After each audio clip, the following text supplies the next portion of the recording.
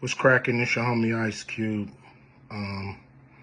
Just wanted to address a few things. Everybody been checking out the internet. My man KATT Williams. First of all, I just want to say, we shot that movie over 20 years ago. So, people have different perspectives, and it's been a long time. I also want to say,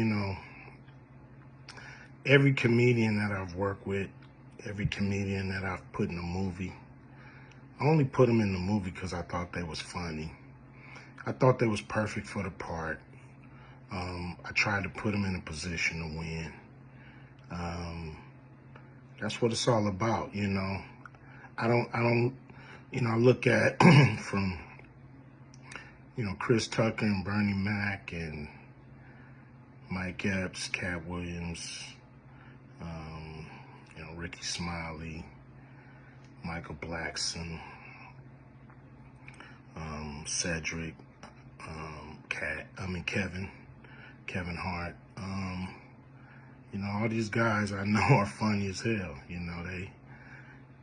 I didn't discover them. They were doing their stand-up or doing their thing, and I knew that they were great and that they could act, and that if I have an opportunity, I was gonna give them an opportunity. To me, that's what it's all about. As far as specific things, KATT was 100 on a few things. Most of what he was saying, a couple things, I just want to clarify.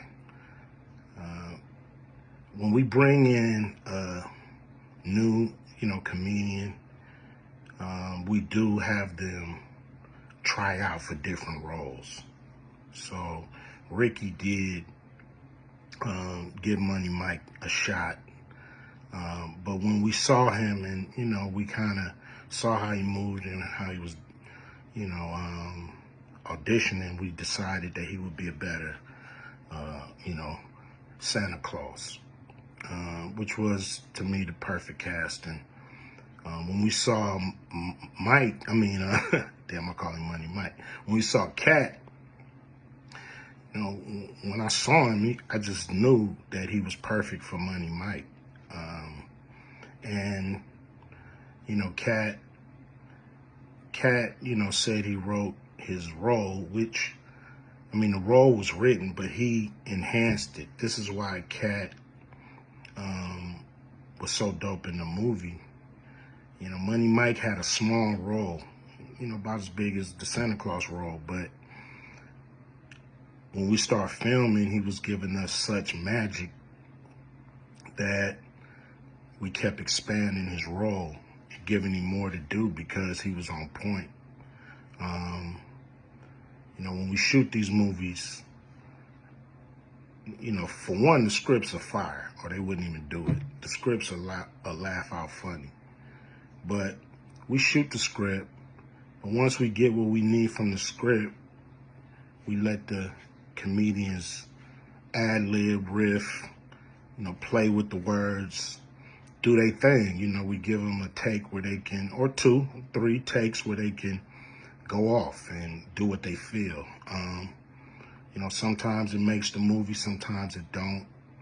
When somebody gives you jewels, you want to try to make sure that makes the movie.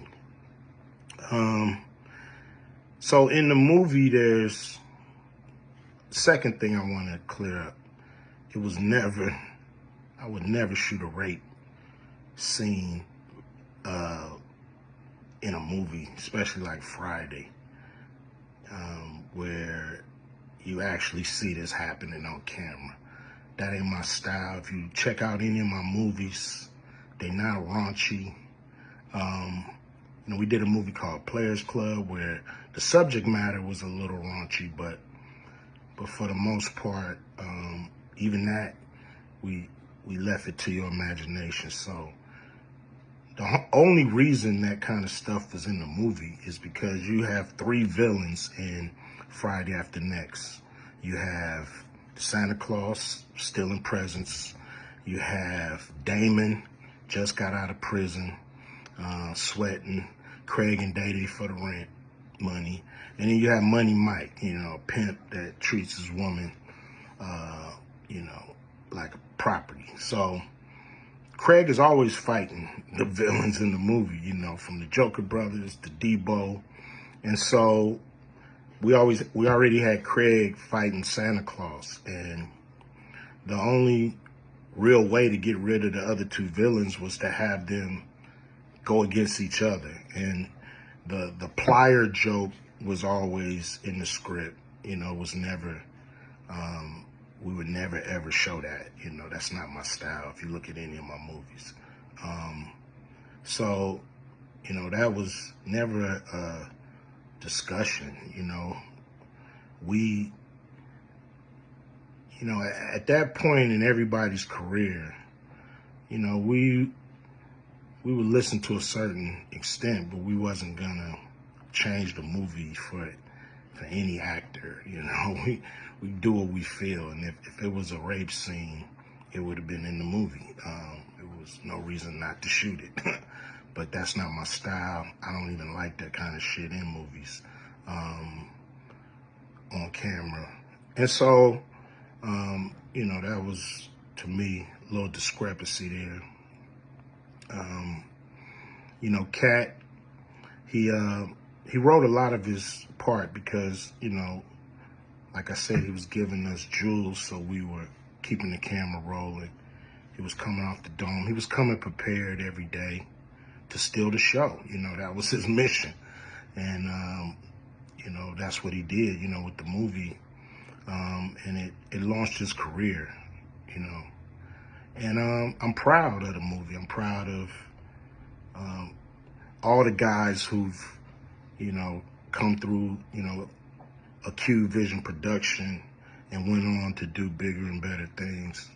And look, a lot of people are talking about pay and how much they was paid on these movies that were extremely low budget.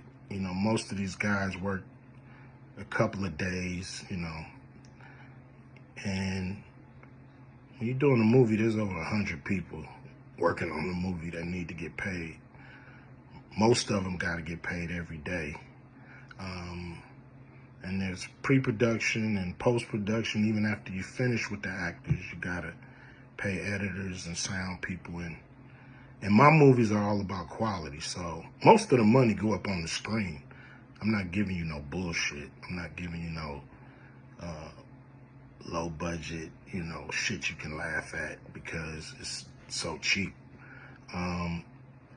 So, we try to put all the money on the screen. And so any actor that's mad at what they got paid, just look at what you was doing. Look at where your career was at the time. Take a look at where it is now. And Friday has something to do with that, I believe. And I put a lot of people in movies, but they ain't never put me in a movie. So you could take that for what it's worth. You know what I'm saying? I've given a lot of these guys opportunities. And I still act, so I'm waiting for a call. I ain't got to produce everything or write everything. I got love for all the comedians that I've worked with. Got, much love for KATT. He spoke up for me a lot. And I just wanted to be clear and clarify some things. And shit, man. I hope y'all have a good 2024. Yeah.